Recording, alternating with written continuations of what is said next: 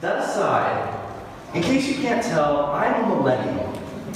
Now, I'm not exactly sure as to what that defines as making me a millennial, other than the fact that I do prefer sitting in a beanbag chair over a fancy office chair. I am better at growing a beard than playing golf. And if you can see my beard, you can just imagine what my golf game is like. Leave that on me.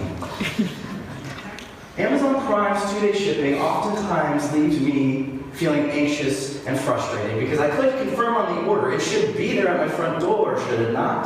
2 days. Seems like a long time to wait for my package. I am also a pretty pretentious coffee drinker.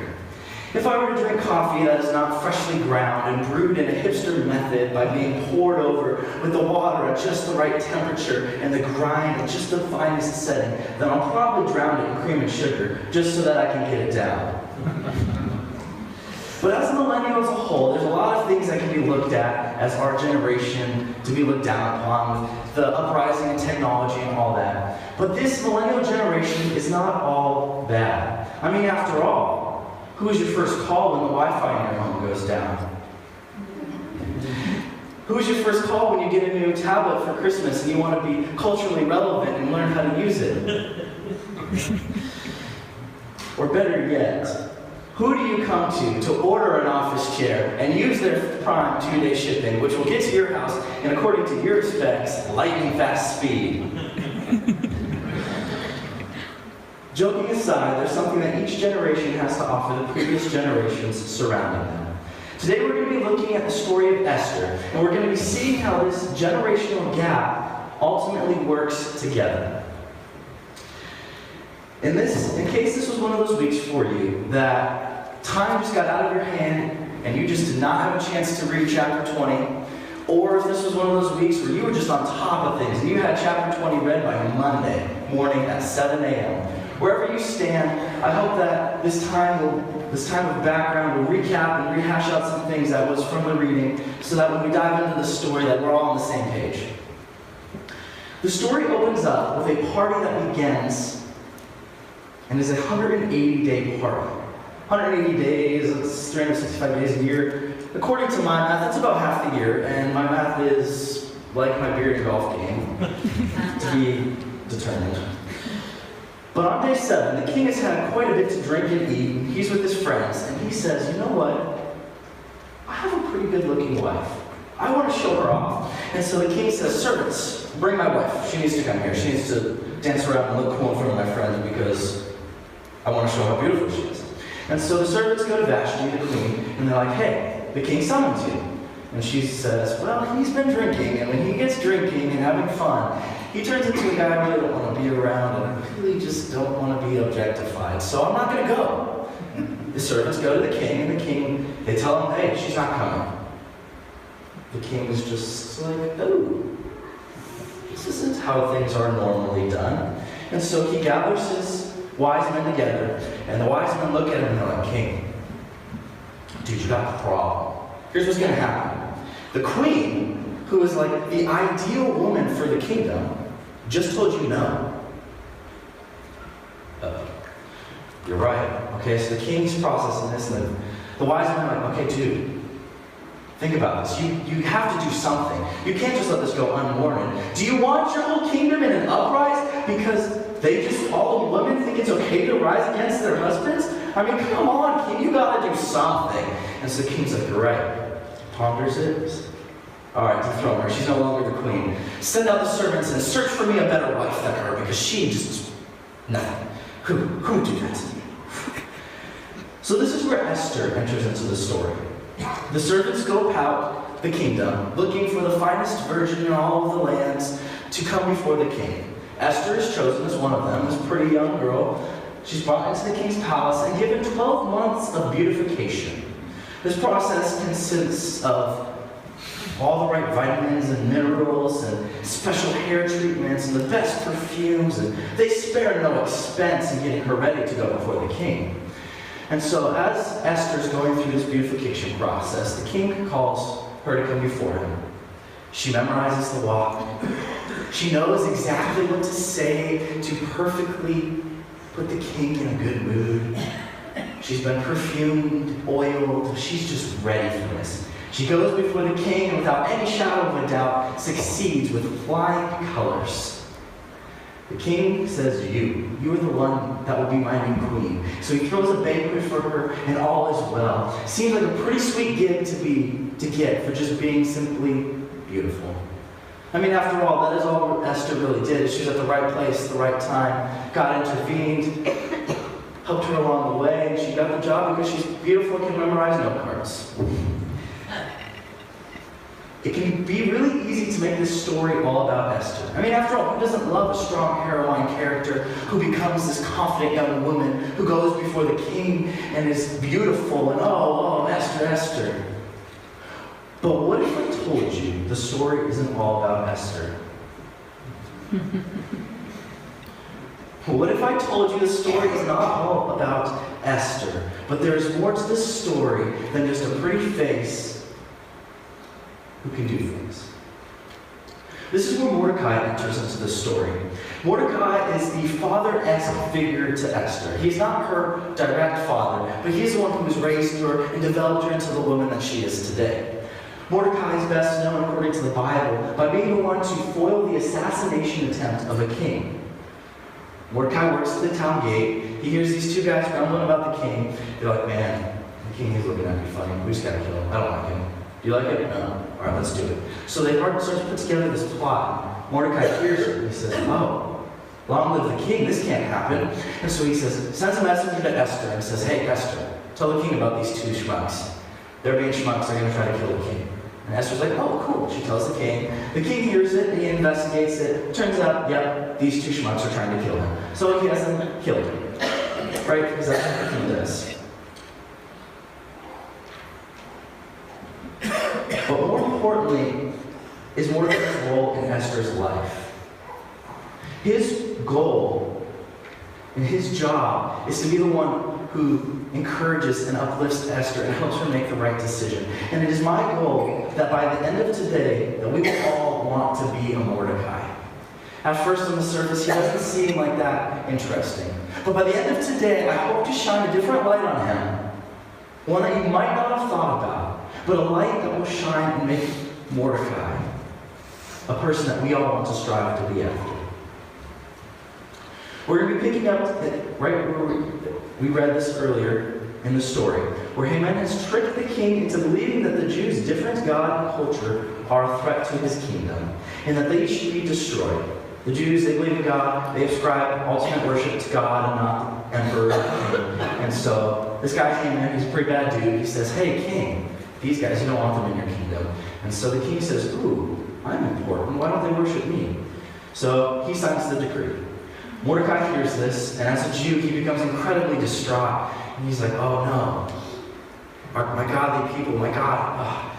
He's starting to wrestle with this internally.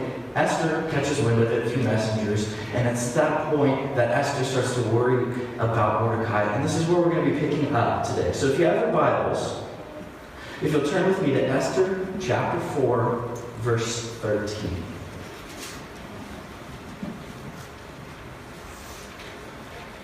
Then Mordecai told them to reply to Esther, do not think to yourself that in the king's palace you will escape any more than the other Jews.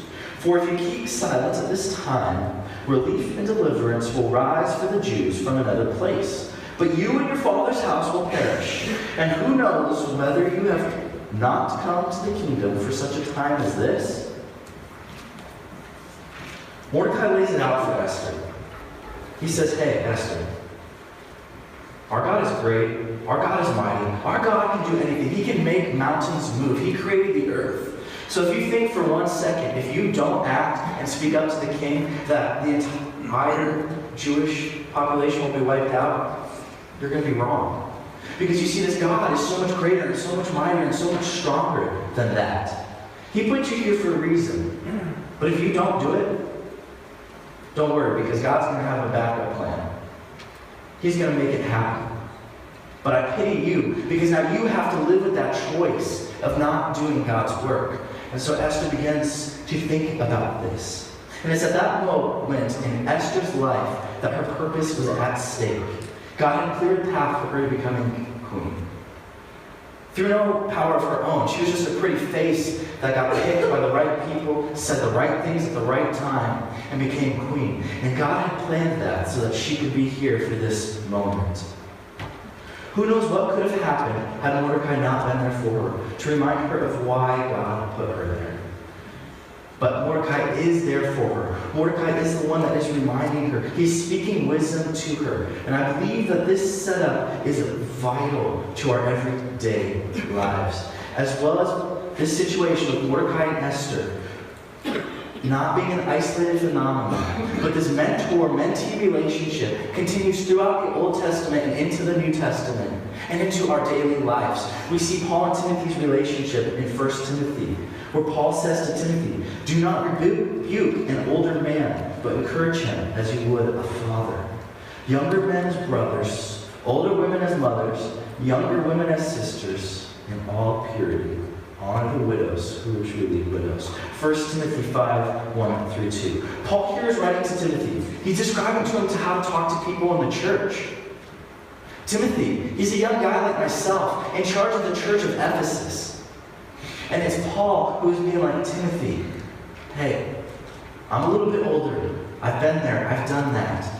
This is how you're going to want to talk to these people to best reach them, to have them best understand where you're coming from, and to not automatically just disregard you because you are young. Remember what you're here for, Timothy. Here's my encouragement to you to keep on keeping on.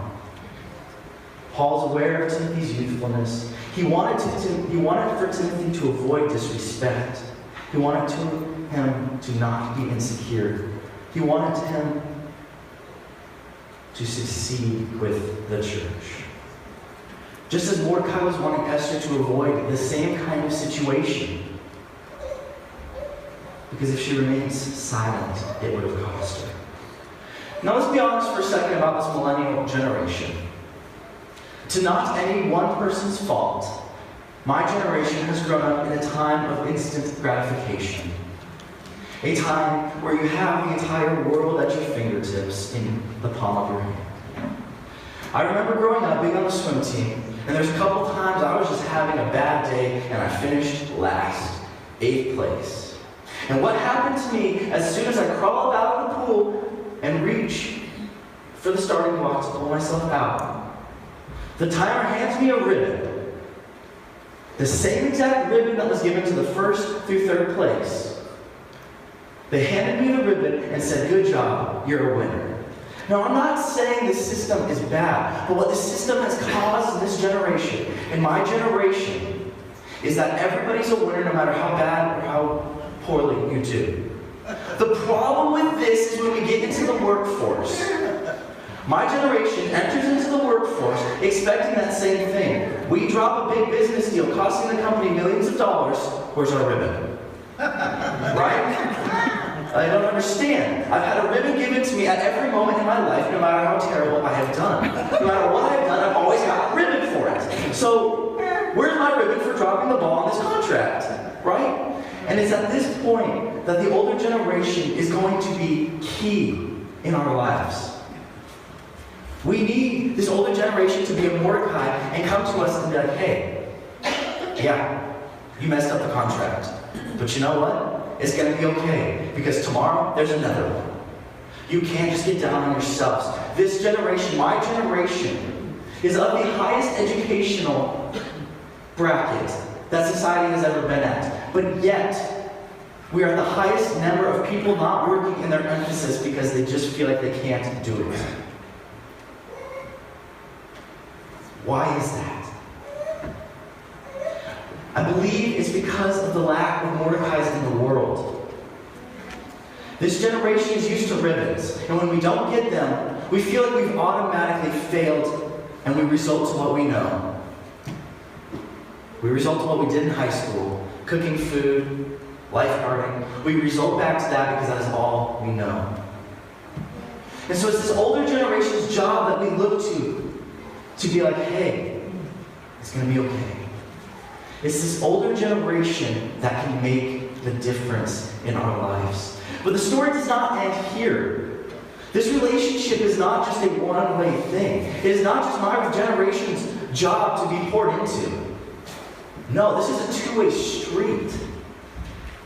Because if my generation isn't receiving, then it does no good for the outstretched hand. The story continues on in verse 15.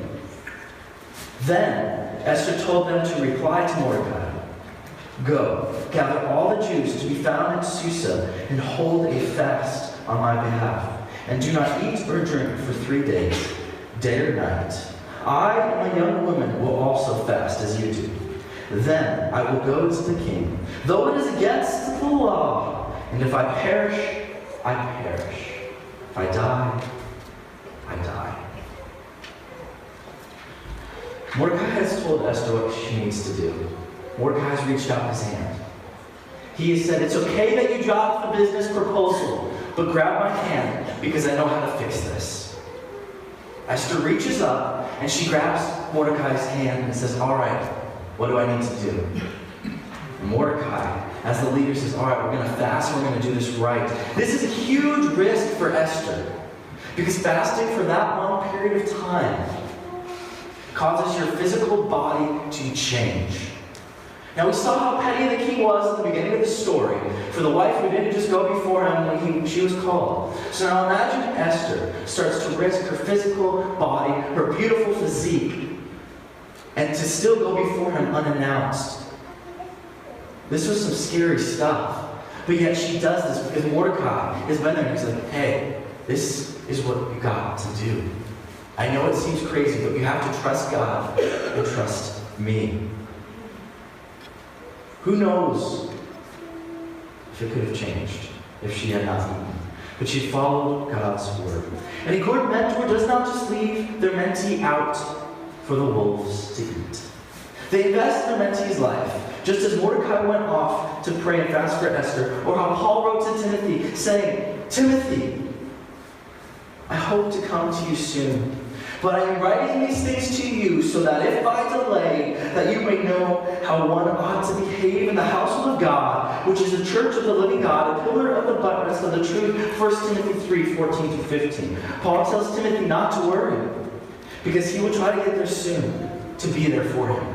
But he's saying, "Timothy, if I don't make it to you, it's going to be okay, because I wrote you this letter. You know how to do this. You just got to keep doing it. I'm here for you. We can keep this dialogue going, but you got to keep on going on. It's going to be okay. I know you didn't get the ribbon today, but just keep on keeping on. Because one failure just leads to a better way of understanding how not to do it."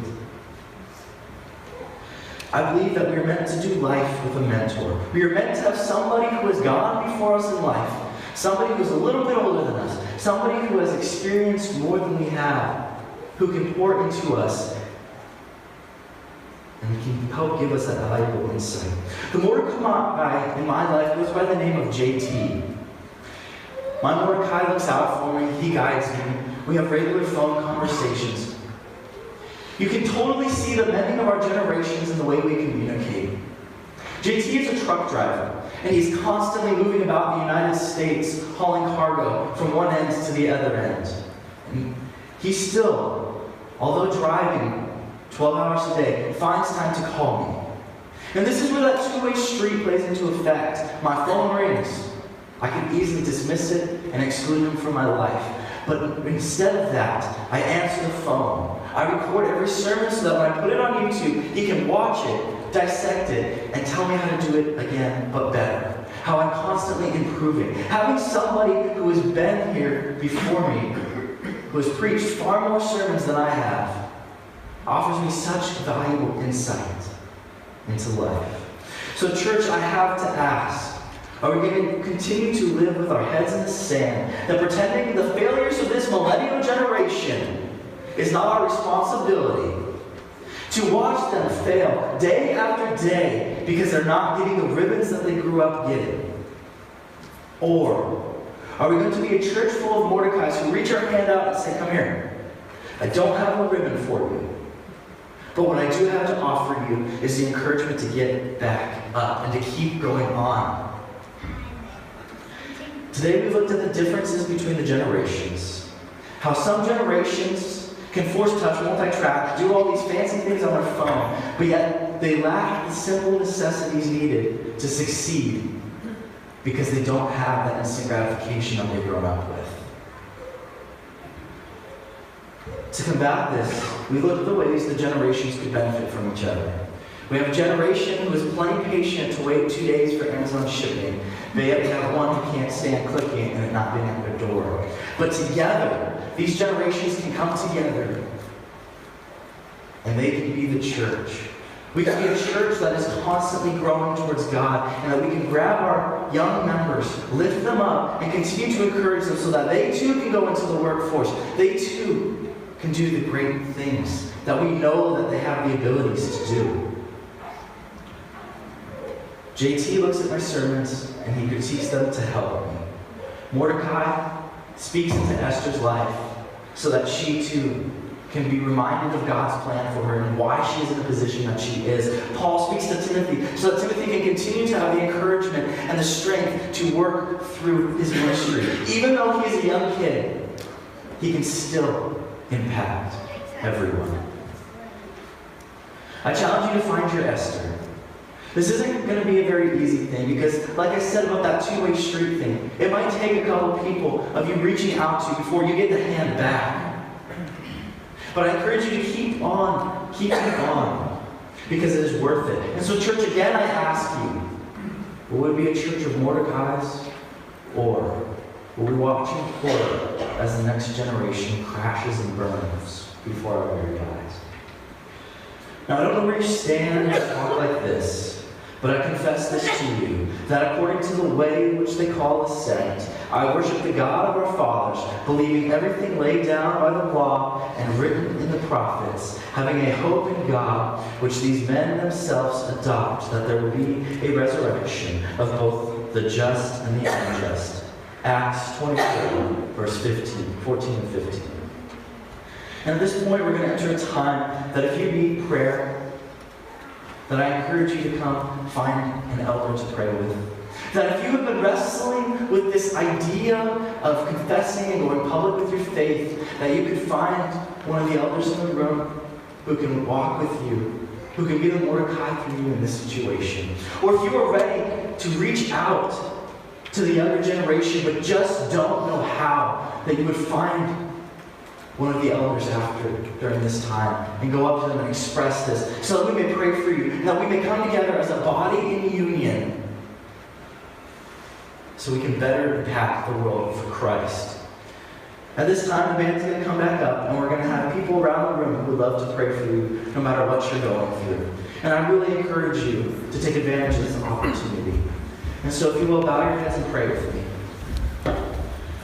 Dear Heavenly Father, thank you for every person in this room. I pray that you will guide them into whatever decisions that they need to make, Lord.